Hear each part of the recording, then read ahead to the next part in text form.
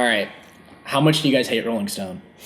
Right now? Yeah. See, the thing about that post, so I posted something talking about this. It was a listicle. Like this journalist wrote a listicle with a clickbait headline for Rolling Stone.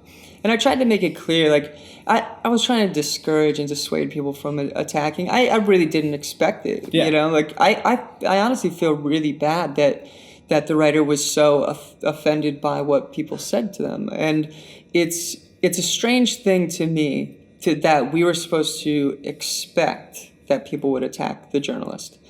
And we would expect that there would be this attack when, on the other side of it, if you expect attack every time somebody posts about you, then how are you not thick-skinned enough to deal with it? Sure. Because the reaction was really crazy, and it snowballed into this idea that, and this is spin, just so you guys are fully aware, everybody knows what that is. Like, everybody knows that this is spin. They tried to flip the discussion into Portugal, a man attacks female journalists, Portugal man is misogynistic, Portugal man hates women, and it became this thing that was, that's not what we're talking about here. Yeah. You know, that's a totally different thing. You're trying to change the subject from the fact that experienced writers can write lazy articles. Absolutely. And it was a lazy article. And my problem with that, and our problem with that, is first of all, it was me that wrote it. Yeah. You could hate on John. You could call John misogynistic, whatever your thing is. Like, lumping the whole band is silly.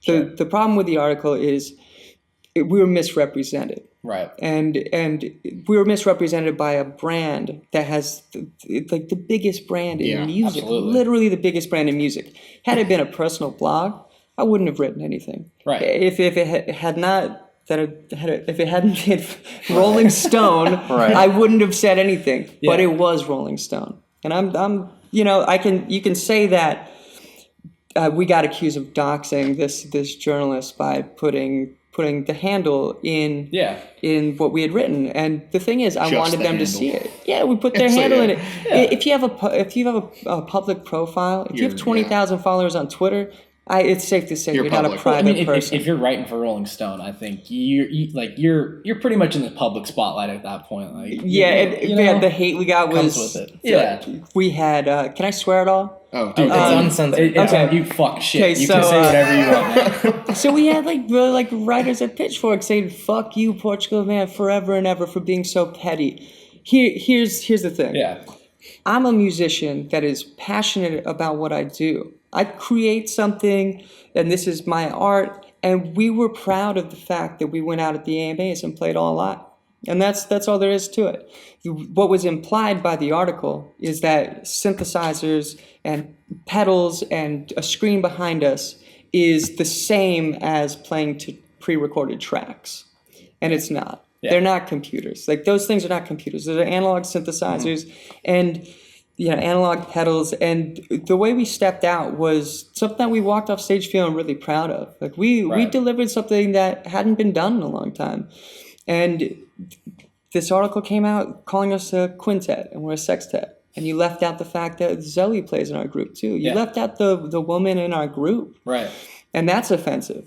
To me, it's the idea that an opinion, this is an opinion piece, not, there's nothing factual about what's going on. Mm-hmm. And the platform it was presented on is just so big that I felt like we needed to clear up the fact that if you misinterpreted what that sign meant, there are no computers on the stage, then I assume that there are thousands of people, if not millions of people, that misinterpreted the same. Right. And it's our job as musicians and people that are going to stand behind that idea to present our side of the story.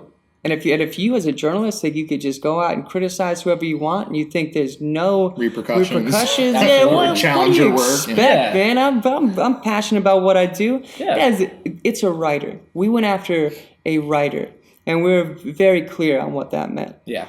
And I honestly don't care. Pitchfork can say whatever they want. That's on them. Definitely. We stood by what we do, and you can stand by what you do, and that's all we can do at the end of the day. Yeah. At the end of the day, if I'm not mistaken, wasn't that performance the most Shazammed on the AMAs that night or something like that? Like 10,000, I think. Yeah, I mean, it's crazy. Selena, Nile, Yeah, how cool is it that we get to do that? 8 years into our career, or 8 albums into our career, we get to do this thing that's different and fun. And I like to bring music to new kids. And honestly, I don't care what a writer has to say. But if you misrepresent us, we're gonna point out the fault in that. And it was trash. I say that because I respect Rolling Stone and I respect what it represents. Yeah, totally. No, it's good to kind of get your guys' opinion because we were all just kind of wondering, and hear that obviously we know, I mean, we're close with journalism and know kind of how that was spun, but there are people who think that is read a headline and just base opinion. Exactly. Like we can read into it, but there are people who don't. Dude, it's so scary looking at that because that's a pretty serious accusation to accuse somebody of misogyny, and just watching it snowball from, as I said, Portugal, a man attacks female journalists, to Portugal, a man is misogynistic, to Portugal, a man hates women, and it being retweeted as people didn't even know what was happening. They were just like, "Oh, great! What did Portugal, a man do? Oh, they're misogynistic." And I'm seeing the threads going. That's the internet, though. Cool. You just see that. You see the headline, and then people run with it. How do I take a step back and explain to everyone that this is not what we're getting at? And it's a really difficult thing, and it's a really sensitive subject, and it's something that I believe has a right to discussion. Like it should be out there, and I don't like the fact that we can have that stuff happen and it goes away in a day. Yeah, that's Trump, man, and the problem with Trump is just the way he twists these things. Like you're doing the same thing. Yeah. You're making the argument about something else, and that's not okay. And I watched things get retweeted, and people tweet like their tweets at us, and they were cropping out our response. Oh, of course. And I was trying to say, can you show me where I misspoke and where we messed up? And I'll tell you what I got at the end of the day. And I think it's a valid point. When I said we're a rock band, not a pop act, what I meant was we are going to show up at the red carpet in our street clothes. We're not trying to compete for best dressed. Yeah. We're not showing up with talking points. We're not walking in and saying, you can ask us these questions, but don't ask me about this. That's the difference between rock and roll and pop for me. And there are plenty of artists in the pop genre that are rock and roll. And there are plenty of rock artists that want to be in the pop side. And like The Weeknd's rock, in my opinion. Like he's pretty punk rock. Yeah. That dude was making music for a long time. Pink is rock and roll. And same goes for the rock side of things. The misinterpretation is rock is a genre that's traditionally fronted by male musicians and represented by male musicians. Pop traditionally is represented by female musicians. And anybody who knows what we do and has followed us for a long time knows our stance on this. But from the outside, I can see the misinterpretation. And the thing that we need to all take a step back and look at is the fact that we choose within this like digital age, like we all choose who we follow, and people who follow us typically like-minded. Yeah. So we live in this bubble of, oh, everybody agrees with me. Everybody, you know exactly what I'm thinking. You know what I'm saying. All it takes is going to Olive Garden, which is one night, and going, damn, there's a 30 to 45 minute wait for dinner right now, and this building is huge, and you stand in line, and I'm not used to doing that in the circles that we. Yeah. I mean, we live in Portland. Like, if there's a 45-minute wait, I'm walking to the next restaurant. Yeah. But this is Olive Garden every single day, and there are so many people that just think differently than me. And sitting down in a place like that, you realize that, oh, there are a lot of people that might not understand, and that's where our right to respond comes in. Definitely. And we had writers at Rolling Stone asking us to remove what we wrote. And eventually I did, simply out of respect for the writer. Yeah. Purely out of respect for the writer. And it's because they were obviously hurt by something that we haven't been hurt by in 12 years. Yeah. And this is another thing to understand about music. When you play music, I've had hate thrown at me every single day since this band started. There's a negative review today.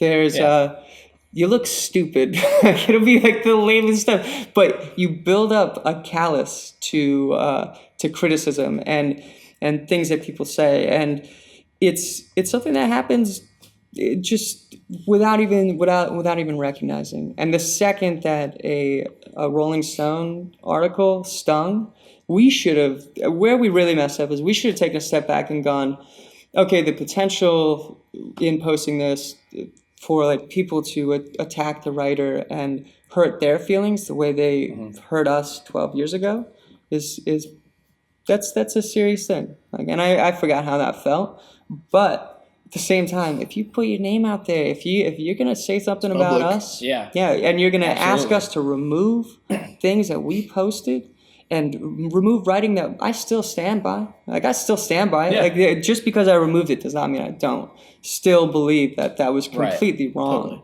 and mean. Like, it was very mean-spirited what she did, and it's a snarky, like, I'm a snarky, like, music writer, and I'm gonna, like, I gotta write a worst. You know, that, and Portugal Man's gonna be the worst.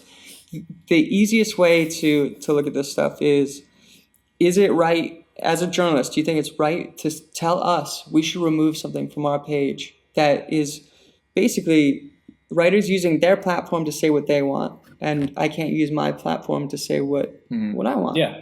That seems a little unfair. And I guess just to take it all in, at the end of the day, the easiest way to dismantle our performance is to say, don't ruin Santa Claus for kids. Yeah. You know, I get it. You don't have a computer on stage. Don't ruin it for the rest of us. Kids just want to see music. And it's great that there's music on TV. And that's why I don't care if they sing to tracks. I don't care if Macklemore's up there, like, miming. Like, what does it matter to me? Yeah. Do what you want. I want kids to see music. But you know what I'm also gonna stand by is the fact that, we're proud of it. Like, I'm pretty proud that the AMAs let us do that. Hell yeah. So going off of just performances, Good. Performances in general, I know that's, recently you guys have been doing, talk shows and the AMAs, of course.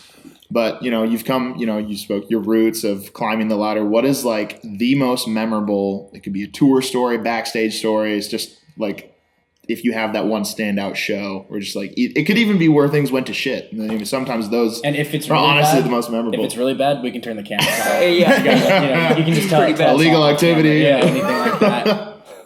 Crazy shows. I mean, on a good note, I think, when we played Bonnaroo, it was, I think, 2009. And we had our first dose of, like, dear God. Yeah. Like, thunder and lightning are happening, and it's like, you better deliver this one show. Yeah. And so we're like, oh, geez Louise, here we go. And so, I mean, I remember it was like a little bit of that shaky feeling, like we were all nervous as hell at that one. And then somehow we pulled it together, and it created such a electric atmosphere, if I may. But yeah, I mean, and we walked off, and you could always see our manager on the side stage. He'll be, crossing his arms, and there'll be a level of smiling. Yeah. Or it'll be like straight face, seen you better before, or like big smiles, or like even some clapping. And I think that one, it was head nodding, smiling, and he was like, dude, you just delivered electricity. And I was like, yes, electricity. Yeah, that's our standout for all of us. Yeah. Because up until that point, we were just, we started playing music because we realized you could play music for gas money to get to the next city. And, like, we literally went out, we bought a minivan and a 5-pound bag of rice, and we bought a rice cooker at Goodwill. And, like, we couldn't even afford a brand new rice cooker. Like, those things are $15. They're not expensive. And the first tours we did, we would unplug soda machines and plug in our rice cooker, and we would buy $1 a bag of vegetables, and all 5 or 6 of us at the time would eat this rice and vegetables. Like, we're a band that was loose. Like, we would take pride in the fact that we're just doing this because we like doing this. And Bonnaroo was the first time, I remember all of us watching it back, and we watched it in our van on the TV in there, which we had installed ourselves. Like, it was such a weird thing, watching this performance and going, did we just nail something? Like, that's not our style at all. Like, to just nail a performance. And it was that moment. That performance is why we signed to Atlantic, and why we decided to take the next step and try to do it on more of the I guess, the world scale instead of just some idiots with instruments. Yeah. Yeah, I mean, like we do this because we love it, and it's just like when it comes to criticism, it's just like okay, if I see a painter doing something, if I'm like, hey asshole, you suck, I hope he doesn't actually go and quit. Yeah. Go, I better hang up. Better hang it up. That guy said I suck. It's just like, dude, do you Take it on the chin. Yeah, please. Yeah.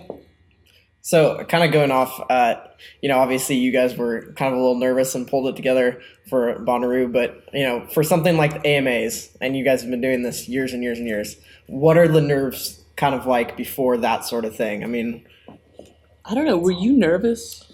I take television and I put myself into this Wayne's World kind of moment. That's what I like to do. I like to have so much fun with it that it's permanently hilarious, and it's almost like, what can go wrong on that level? Everything or nothing. So you know what I'm saying? Everything. Well, no, but what I mean is like, it's such a machine on that level. They're like, all right, we're going to rehearse this song and, camera angles 4 or 5 times in a row. Yeah. They do all that. I'm like, well, that's fine. I can do that.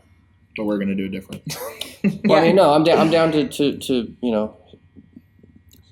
the machine how it goes. Yeah. But like when it comes time to playing it, that's what they do. They're trying to just break out all the kinks and all the nerves right then and there in the rehearsal, so that when the crowd shows up, you don't just like, Yeah. deer in the headlights thing.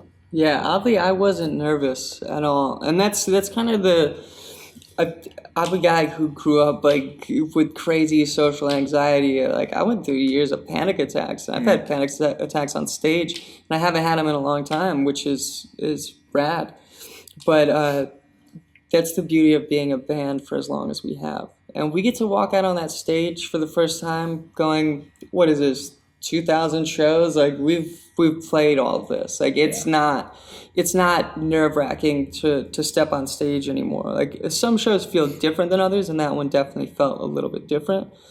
But that's also why we didn't dress up for it. That's why we walked out there and we're like, you know what? It's gonna be you. Yeah, I'm not even totally. going to get in my head and try to put on those shoes that hurt my feet and any of that. Like I'm going to wear my And I'm my and I'm sneakers. not going to be like,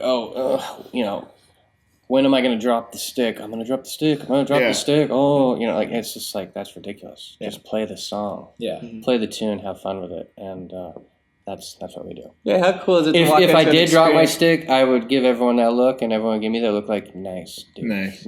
Yeah, you know how we would have handled that? If there was a mess up, all of us probably would have laughed and just waved and said, all right, let's go. Pick it do up, that." man. So How much we now can do see, now? let me see here. Let me get this straight. So if I had dropped a stick on such a big situation right there, what would have happened?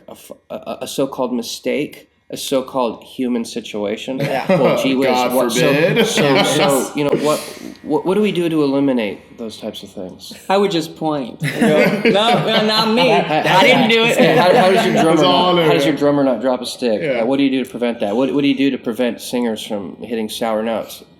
Yeah, my wheels are turning, and I know I put it in. do. Not Yeah. a bitch. Oh man. Do you guys have any specific like pre-show rituals or especially the AMAs Superstitions. Superstitions, yeah. Because everyone has their superstitions. Some like, do you like not only drink tea the day of or some shit like that? Or? Yeah, I've never warmed up. Like I've never been like a singer, so like I don't really know any of those routines. Like I don't. You're just like, just gonna of us approach really. it, Yeah, we don't really do anything like that. Honestly, what I normally do is everybody thinks there's a pre-show ritual, so I just go and take a nap because I don't sleep. Like, I don't sleep at night, and that's my opportunity to go. I'm gonna sleep for the hour before we play. Wake me up when we have to go on, and I'll Yeah. kill it. I'm good. Totally, and it freaks everybody out. Everybody in the band is like, Yeah. "Did you just get up and you're walking on stage to sing right now?" Yeah. Like, But that's great, real clear-headed right there, I would say, and well-rested. You want to know what I don't want to do when I'm, right before going on stage? Guess what? I don't want to think about or hear anything else. But, hey, what are we eating later tonight? Who cares? Shut up. Yeah, exactly. I'm trying to think about the song right now. Yeah, I am just no trying to think about, distractions, the one moment of music. That's it. Yeah. Thinking about that. Sometimes, like I don't know, one of our band members, Kyle, he can just talk to you about anything in the world or what's going on. I'm just like, hey, man, just give it a rest for a second. No offense, Kyle. But Yeah, he'll come up Let me to think me about like this, before we too. walk out of the AMAs and be like, "Hey, have you heard this? Hey, have you heard this Elliott Smith song?" And he'll stick it in my ear. I'm like, "I'm trying to Like, stay stop. in key, man. Like I'm trying to keep it straight."